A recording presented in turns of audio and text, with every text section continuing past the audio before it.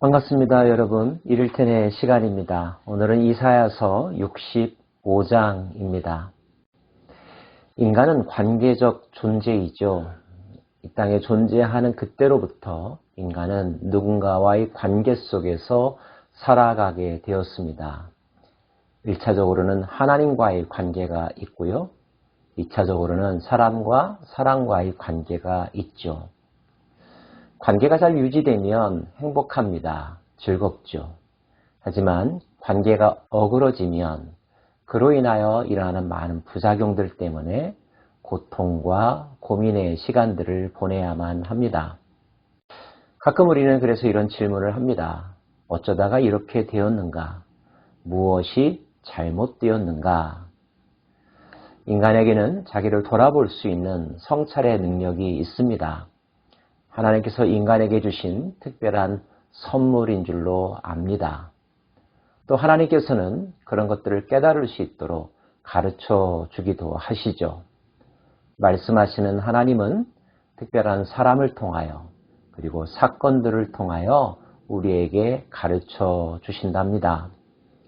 이사야를 통하여서 우리는 우리와 하나님과의 관계가 어그러졌을 때 어떤 일이 발생하게 되는지를 반복하여 살펴보았는데요.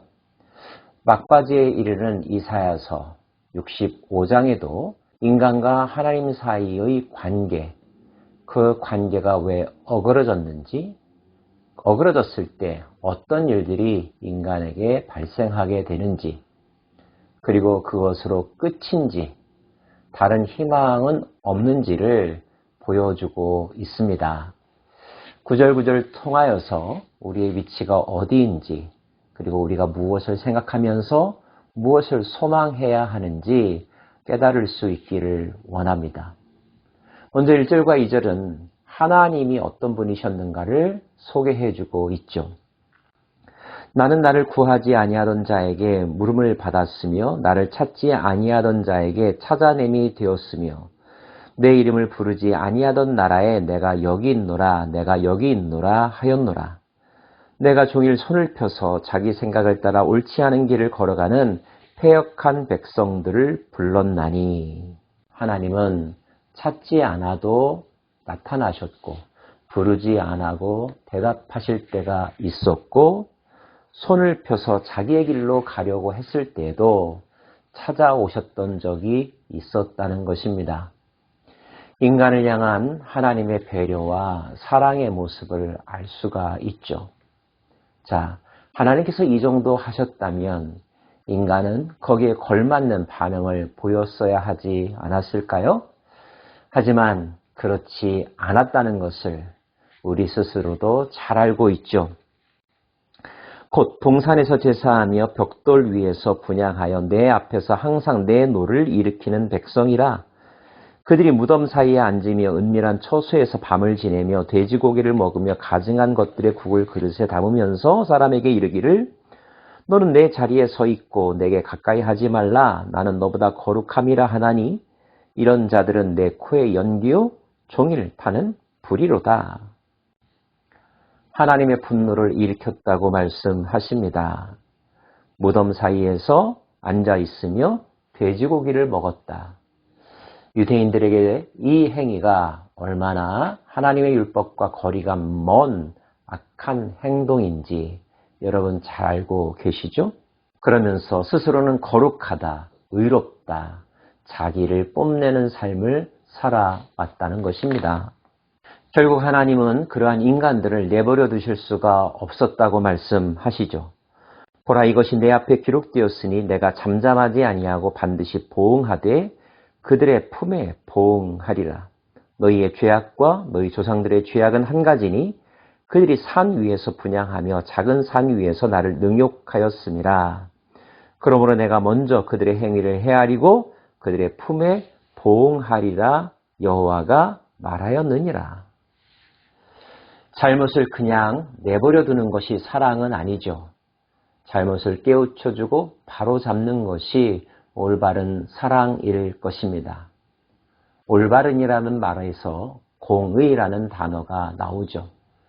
사랑이라는 단어에서 관심과 배려와 용서와 훈계가 나옵니다. 하나님은 공의로 그 백성들을 사랑하신다고 말씀하고 계신 것입니다.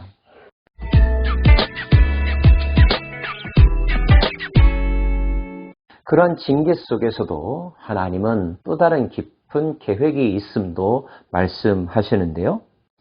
여호와께서 이와 같이 말씀하시되 포도송이에는 집이 있으므로 사람들이 말하기를 그것을 상하지 말라 거기 복이 있느니라 하나니 나도 내 종들을 위하여 그와 같이 행하여 다 멸하지 아니하고 내가 야곱에게 씨를 내며 유다에게서 나의 산들을 기업으로 얻을 자를 내리니 내가 택한 자가 이를 기업으로 얻을 것이요 나의 종들은 거기에 살 것이라.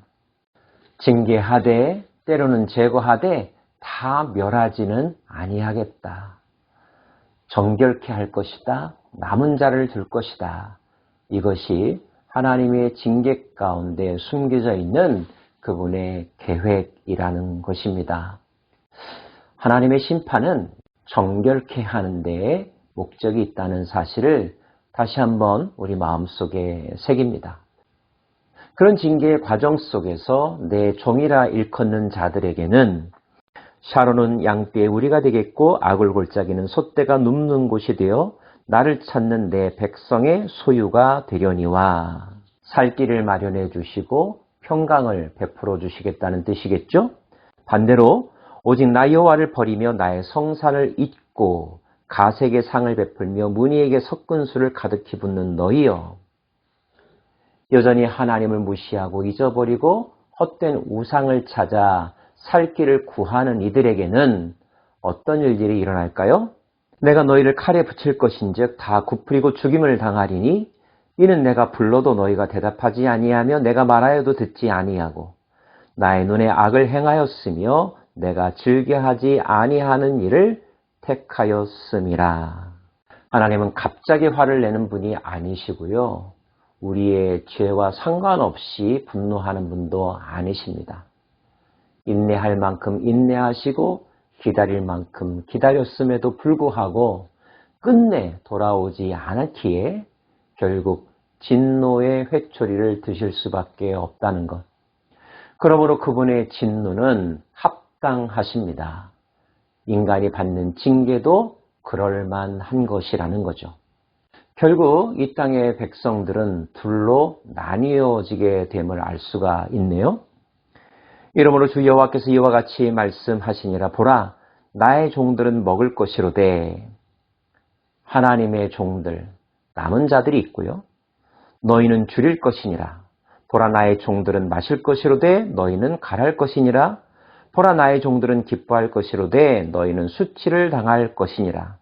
하나님의 종이 되시겠습니까? 하나님께서 너희라 칭하는 사람들이 될 것입니까? 하나님의 목소리를 잃어버리고 돌아오라 말씀하시는 그분의 호소에 귀 기울이지 아니하고 여전히 헛된 것에 마음을 빼앗기고 우상을 숭배하며 자기의 의와 교만에 젖어 사는 삶, 이것이 너희들의 삶인데 너희들은 이렇게 비참하게 될 것이라는 겁니다. 결국 하나님을 멀리한 자는 진멸하여 사라지게 될 거라는 것입니다. 그렇다면 누가 남을까요? 하나님을 경외하는 자들, 하나님의 종이라 일컬음 받는 자들, 하나님의 백성이 되는 자들, 하나님으로 말미암아 구원의 은총을 누린 자들만 남아 있겠죠. 그들이 구루터기가 되어 새롭게 살아갈 세상, 그 세상에 대해서 말씀하고 계신데요. 그 세상은 이전의 세상과 다를 것임을, 그래서 새 하늘과 새 땅이 열릴 것이라고 말씀하십니다. 보라, 내가 새 하늘과 새 땅을 창조하나니 이전 것은 기억되거나 마음에 생각나지 아니할 것이라. 너희는 내가 창조하는 것으로 말미암아 영원히 기뻐하며 즐거워할지니라. 보라, 내가 예루살렘을 즐거운 성으로 창조하며 그 백성을 기쁨으로 삼고 내가 예루살렘을 즐거워하며 나의 백성을 기뻐하리니 우는 소리와 부르짖는 소리가 그 가운데서 다시는 들리지 아니할 것이며 거기는 날수가 많지 못하여 죽는 어린아이와 수완이 차지 못한 노인이 다시는 없을 것이라. 이런 세상, 늘 우리가 바라는 세상 아니겠습니까? 그런데요, 여러분, 바라는 자가 들어가는 것이 아니라 하나님의 종이 된 자, 하나님의 진정한 백성이 된 자가 이런 세상을 누린다는 점 잊지 마시기를 바랍니다.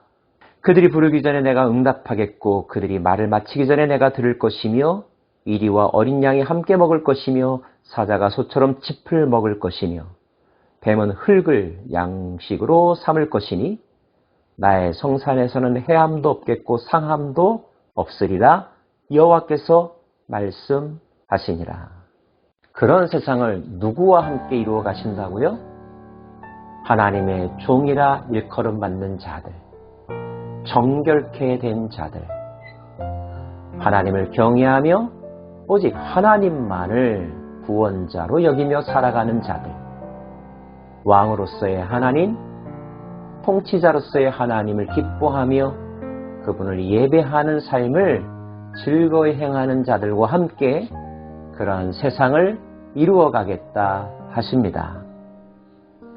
그 대열에 저와 여러분이 반드시 있기를 소망하고 또 그렇게 된 줄로 믿습니다. 기도하겠습니다.